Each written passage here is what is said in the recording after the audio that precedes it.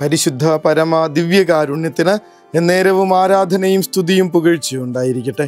പരിശുദ്ധ പരമ ദിവ്യകാരുണ്യത്തിന് എന്നേരവും ആരാധനയും സ്തുതിയും പുകഴ്ചയും ഉണ്ടായിരിക്കട്ടെ. പരിശുദ്ധ പരമ ദിവ്യകാരുണ്യത്തിന് എന്നേരവും ആരാധനയും സ്തുതിയും പുകഴ്ചയും ഉണ്ടായിരിക്കട്ടെ. ജീവിതത്തിലെ ഏറ്റവും പ്രധാനപ്പെട്ട 10 കാര്യങ്ങളൊന്ന് എണ്ണിയെടുത്താൽ അതിൽ 10ാമത്തേതായി പോലും ക്രിസ്തു എന്നൊരു പേര് വരില്ല എന്നുള്ളത് ബോബിയച്ചൻ്റെ വല്ലാതെ ഡിസ്റ്റർബ് ചെയ്യുന്നൊരു ഓർമ്മപ്പെടുത്തലായിരുന്നു. നമ്മളൊരു ലിസ്റ്റ് എടുക്കുകയാണ്. ആ ലിസ്റ്റിനകത്ത് എനിക്ക് ഏറ്റവും പ്രധാനപ്പെട്ട 10 കാര്യങ്ങൾ എഴുതാണ്. ആ 10 കാര്യങ്ങളിൽ 1ാമത്തേത് പോട്ടെ, 2ാമത്തേത് പോട്ടെ, 3ാമത്തേത് പോട്ടെ, ഈവൻ 5ാമത്തേത് പോലും പോട്ടെ, 10ാമത്തേതായിട്ട് പോലും ക്രിസ്തു എന്നൊരു വാക്ക് എഴുതാൻ നമുക്ക് പറ്റുന്നില്ല എന്നുള്ളതാണ് പ്രയാസം. എന്നേക്കാൾ അധികം പിതാവിനെയോ മാതാവിനെയോ സ്നേഹിക്കുന്നവൻ എനിക്ക് യോഗ്യനല്ല എന്നുള്ള കർത്താവിൻ്റെ വചനങ്ങൾ വളരെ സീരിയസ് ആയിട്ട് ധ്യാനിക്കണമെന്നേ. കർത്താവിൻ്റെ തിരുനട എനിക്ക് എത്രമാത്രം പ്രധാനപ്പെട്ടതാണെന്നൊന്ന് ആലോചിച്ച് നോക്കണം. നമ്മളിപ്പോൾ ഇരിക്കുന്ന ഈശോയുടെ തിരുഹൃദയ രൂപം പ്രതിഷ്ഠിച്ചിരിക്കുന്ന ഈ ഒരു തിരുനട എൻ്റെ ഈ കുടുംബത്തിലെ മറ്റെല്ലാ ഇടങ്ങളെക്കാളും എനിക്ക് പ്രധാനപ്പെട്ടതാണോ ഇല്ലയോ എന്നുള്ളതാണ് ചോദ്യം. എന്നേക്കാൾ അധികം പിതാവിനെയോ മാതാവിനെയോ ബഹുമാനിക്കുന്നവൻ എനിക്ക് യോഗ്യനല്ലെന്നാണ് കർത്താവ് പറയണേ. സ്നേഹിക്കുന്നവൻ. കർത്താവ് പത്രോസ്ലീഹയോടുള്ള ചോദ്യം ഉണ്ടല്ലോ, ശിമിയോനെ, നീ ഇവരെക്കാൾ അധികമായി എന്നെ സ്നേഹിക്കണുണ്ടോ? ഇവയേക്കാൾ അധികമായി എന്നെ സ്നേഹിക്കണുണ്ടോ? വലിയൊരു ചാകരപ്പെയ്ത്തിൻ്റെ നേരത്താണ്. വല നിറയെ മീനുണ്ട്, വഞ്ചി നിറയെ മീനുണ്ട്. അതെല്ലാം നോക്കിയിട്ടാണ് പത്രോസ്ലീഹയോട് ചോദിക്കുന്നത്, ശിമയോനെ, നീ ഇവയേക്കാൾ അധികമായി എന്നെ സ്നേഹിക്കുന്നുണ്ടോ? ശിമയോൻ്റെ ജീവിതം മാറിയിട്ടുണ്ടേ.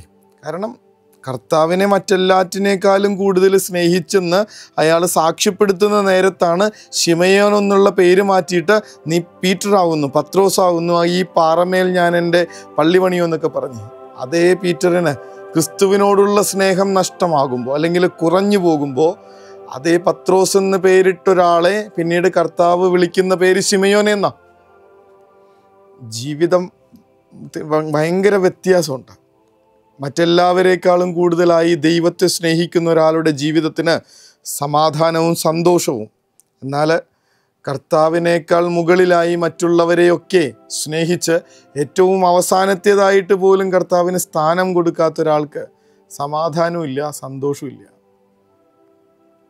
കർത്താവിനെ സീരിയസ് ആയിട്ട് എടുക്കാത്തിടത്തോളം കാലം, അവനെ മറ്റെല്ലാറ്റിലും ഉപരിയായി സ്നേഹിക്കാത്തിടത്തോളം കാലം നമ്മുടെ കുടുംബത്തിന് സമാധാനം ഉണ്ടാവില്ല. പറയുന്നുണ്ടല്ലോ കർത്താവ്, ഈ ഒരു പാറമേൽ ഭവനം പണിത ബുദ്ധിമാനായ മനുഷ്യരെ കുറിച്ച്. ഇന്നത്തെ സുവിശേഷത്തിൻ്റെ തുടക്കം ഇങ്ങനെയാണ്, സമാധാനമല്ല വാളാണ് ഞാൻ കൊണ്ടുവന്നിരിക്കണേ. പരസ്പരം ഇങ്ങനെ വീട്ടുകാർ തന്നെയായിരിക്കും നിങ്ങൾക്ക് ശത്രുക്കളായി മാറാൻ പോകുന്നത്. അതിന് കാരണം ഒത്തിരി ഉള്ളൂ. കർത്താവാകുന്ന ഈ പാറമേൽ ഭവനം പണിയാത്തിടത്തോളം കാലം, കർത്താവിനേക്കാൾ കൂടുതൽ പരസ്പരം സ്നേഹിക്കുന്നിടത്തോളം കാലം, കർത്താവിൻ്റെ കാര്യത്തിൽ ശ്രദ്ധ കൊടുക്കാത്തിടത്തോളം കാലം കുടുംബത്തിൽ അസ്വസ്ഥതകൾ തന്നെയായിരിക്കും. ഉറപ്പുള്ള കാര്യമാണ്. ഈശോയെ സീരിയസ് ആയിട്ട് എടുക്കാനായിട്ടുള്ള ഓർമ്മപ്പെടുത്തില്ല. മറ്റെല്ലാറ്റിനും മുകളിലായി മക്കൾക്ക് വേണ്ടി ദൈവത്തെ അന്വേഷിക്കുന്ന മാതാപിതാക്കളാവാതെ ദൈവത്തിന് വേണ്ടി മക്കളെ വളർത്തുന്ന മാതാപിതാക്കളാവാൻ ബെനഡിക്റ്റ് 16 പാപ്പ ഓർമ്മിപ്പിക്കുന്നതിൻ്റെ കാരണം അതാ. കുഞ്ഞുങ്ങൾക്ക് വേണ്ടി ഏതറ്റം വരെയും പോകാനായിട്ട് എവിടെ വേണമെങ്കിലും എന്തൊക്കെ മാറ്റിവെക്കാൻ വേണമെങ്കിലും തയ്യാറാവുന്ന മാതാപിതാക്കൾ ഒരു കുടുംബ പ്രാർത്ഥനയ്ക്ക് എന്താ ഇത്രയും പ്രാധാന്യം കൊടുക്കാത്തെ? സീരിയസ് ആയിട്ട് ചിന്തിക്കുന്ന കാര്യങ്ങളാണ്. എൻ്റെ അപ്പനെയും അമ്മയെയും കഴിഞ്ഞിട്ട് എനിക്ക് ഈ ലോകത്ത് എന്തും ഉള്ളൂ എന്ന് പറഞ്ഞിട്ട് അവർക്ക് വേണ്ടി എന്തും ചെയ്യാനായി തയ്യാറായി നടക്കുന്ന മക്കൾ എന്തുകൊണ്ടാണ് കർത്താവിൻ്റെ കാര്യത്തിൽ ഇത്ര അലസമായി ഇങ്ങനെ അവഗണിച്ച് കളയുന്ന? കർത്താവിൻ്റെ കാര്യങ്ങൾ പറഞ്ഞില്ലേ, പ്രധാനപ്പെട്ടതാണ്.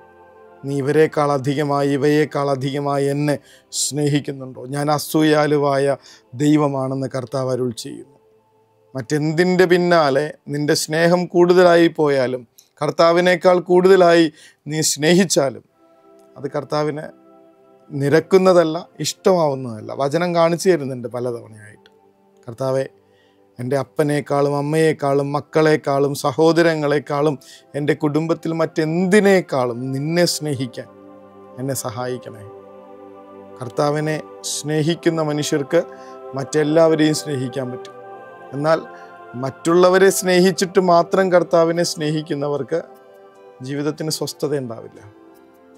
കർത്താവെ, ഞങ്ങളെ അങ്ങയെ സ്നേഹിക്കാൻ പഠിപ്പിക്കണമേ. എല്ലാറ്റിനും ഉപരിയായി അങ്ങയെ സ്നേഹിക്കാൻ പഠിപ്പിക്കണമേ. നിൻ്റെ ദൈവമായ കർത്താവ് ഞാനാകുന്നു, ഞാനല്ലാതെ മറ്റൊരു ദൈവം നിനക്കുണ്ടാകരുത് എന്നുള്ളിടത്ത് മറ്റൊരു സ്നേഹം നിനക്കുണ്ടാവരുതെന്നൊന്നുകൂടി വായിച്ചു നോക്കണം.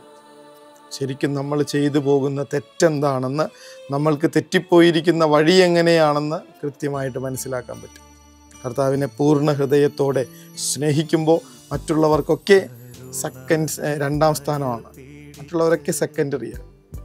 കർത്താവെ, ഞങ്ങളെ അനുഗ്രഹിക്കണേ. ആരെയും സ്നേഹിക്കേണ്ടെന്നല്ല, ദൈവത്തെ സ്നേഹിക്കുന്നവർക്ക് കൂടെയുള്ളവരെ അവരർഹിക്കുന്നതിനേക്കാൾ കൂടുതൽ സ്നേഹിക്കാനേ പറ്റുള്ളൂ.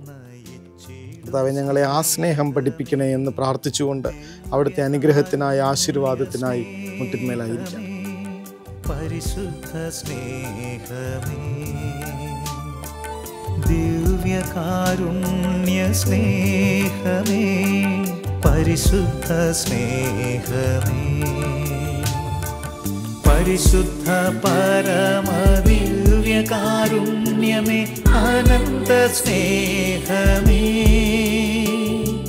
പരിശുദ്ധ പരമ ദിവ്യകാരുണ്യമേ, പരിശുദ്ധ പരമ ദിവ്യകാരുണ്യത്തിന് എന്നേരവും ആരാധനയും സ്തുതിയും പുകഴ്ചയുണ്ടായിരിക്കട്ടെ.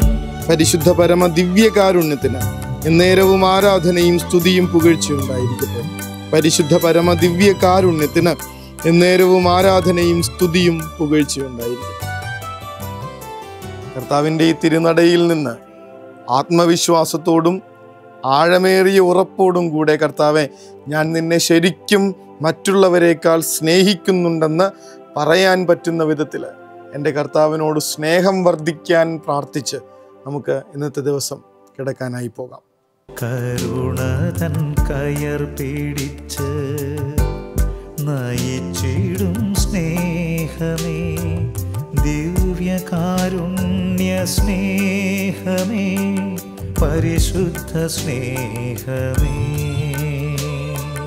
പരിശുദ്ധ പരമ ദിവ്യകാരുണ്യമേ, അനന്ത സ്നേഹമേ, പരിശുദ്ധ പരമ ദിവ്യകാരുണ്യമേ, അനന്ത സ്നേഹമേ.